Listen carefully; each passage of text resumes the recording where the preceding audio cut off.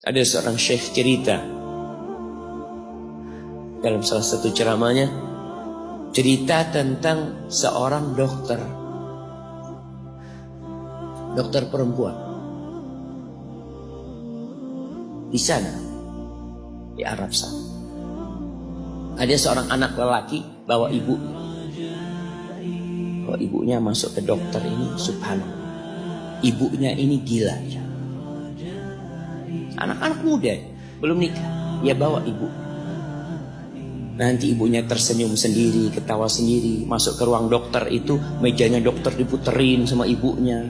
Anaknya minta maaf, ya dok, kata dia, sekali-kali nanti ngeliat di televisi dokter itu ada gambarnya Ka'bah.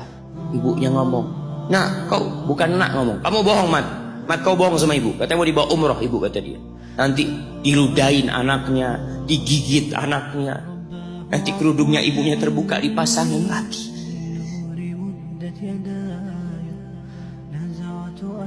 Itu dokter tanya sama anaknya, ini siapa? Ibu anak. Sejak kapan dia seperti ini? Sejak lahir. Loh, terus gimana engkau bisa lahir? Iya, sama kakek anak, ibu anak dinikahkan, tapi 10 bulan cerai. Ya karena seperti ini, anak lahir di rahim. Dan seperti ini kakak dia. Engkau berbakti sama dia, kata dia. Dia kan nggak kenal sama engkau. Iya, dia nggak tahu sama anak, tapi Allah tahu kalau dia ibu anak. Tak kalau dia ibu anak harus berbakti. Ditanya, ibumu sakit apa? Ibu kena gula.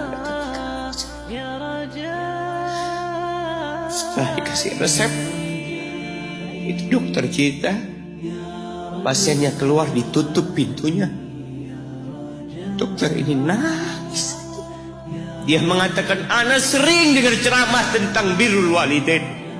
Ana sering mendengarkan tausiah ustaz tentang berbakti kepada orang tua, tapi ana baru sekarang melihat kebaktian seorang anak seperti mana.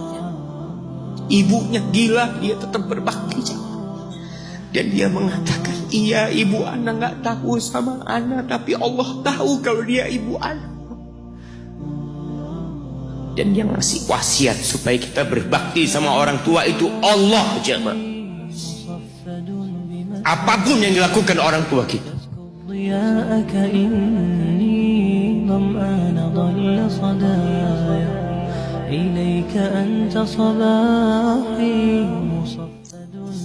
Apalagi ibu.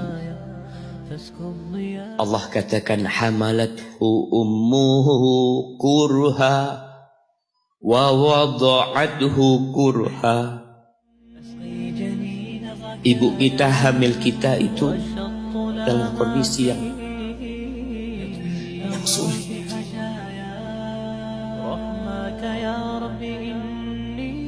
Ada ibu yang harus bed rest demi anaknya lahir.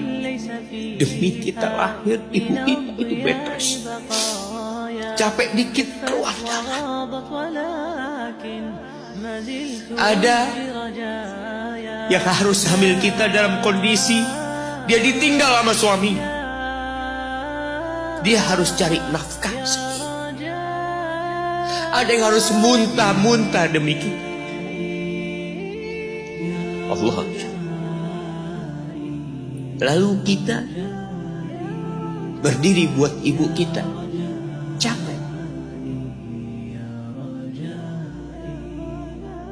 Diceritakan seorang, ya kita semua tahu ceritanya, tentang 3 orang yang masuk ke dalam gua. Kemudian gua itu tertutup dengan batu yang menggelinding. Lalu mereka bertawasul dengan amal soleh mereka.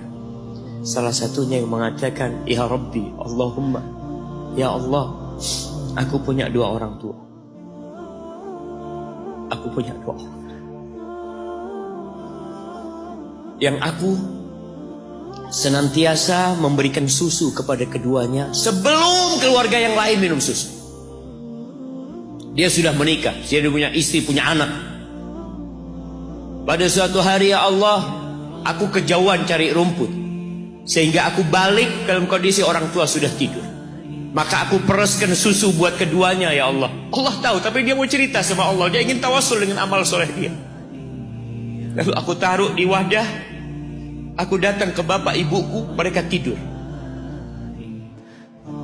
Maka aku berdiri di hadapan kedua. Jamaah, bukankah bisa dia taruh di sebelah meja ibunya susu itu? Dia ambilkan meja, taruh di sana, dia bisa tidur. Dia sudah berbakti sama orang tuanya dengan seperti itu. Tapi anak ini tidak. Aku berdiri, ya Allah, aku gak ingin membangunkan keduanya. Dan aku terus berdiri, aku pegang itu susunya. Sampai mau subuh bangun, aku serahkan kepada kedua. Anak-anaknya nangis minta susu. Kata dia, lah, sampai bapak ibu aku minum. Kalian jangan minum. Kita kadang-kala sudah menikah lebih peduli sama istri kita, lebih peduli sama anak-anak kita. Nggak ada hadis yang mengatakan anak itu pintu surga, jemaah. Yang ada itu orang tua pintu surga.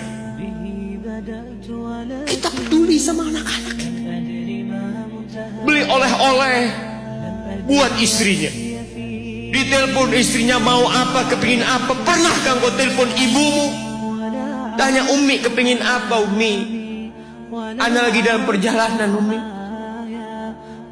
Jamaah, itu anak, Masya Allah, dia berdiri. Kenapa dia kuat, jamaah? Karena dia tahu Allah yang nyuruh dia berbakti. Mungkin tidak ada yang melihat berdirinya dia, tapi Nabi ceritakan berdirinya dia. Dari malam jamaah sampai pagi, berapa jam dia ingat ibuku hamil aku 9 bulan. Capek. Ana semakin tahu dengan tugas besar seorang ibu dan pengorbanan seorang ibu.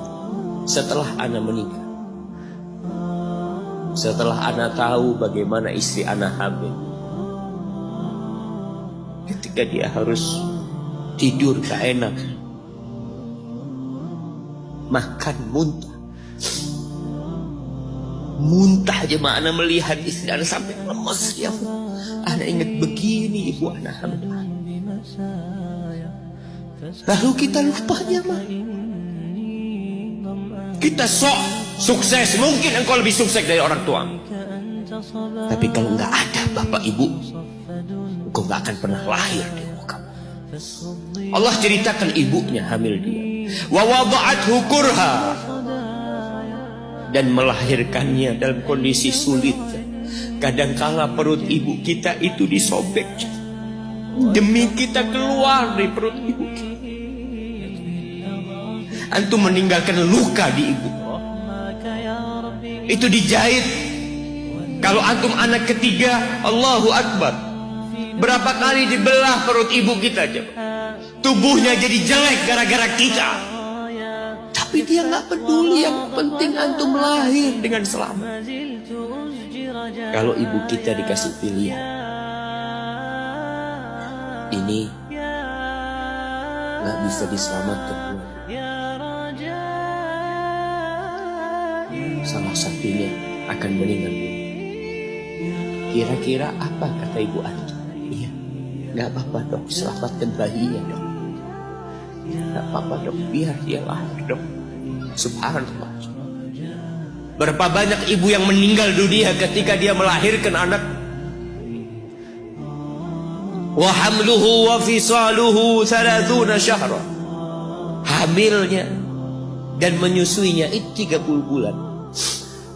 Artinya bukan ketika antum lahir selesai lelahnya ibu kita. Memang ketika antum lahir dengan selamat, Allahu Akbar, ibu itu lupa dengan rasa sakit dia 9 bulan. Ibu itu lupa dengan jeritan dia mengeluarkan kita ketika kesakitan. Itu lupa. Dia tersenyum, dia bawa anaknya, ditaruh di dadanya. Allahu Akbar. Kalaupun ada air mata yang menetes, Itu air mata kebahagiaan orang tua dengan hadirnya kita di muka bumi ini. Lalu kita bisa berjalan. Kita nggak bisa apa-apa lahir. Allah rekam kebaikan ibu kita.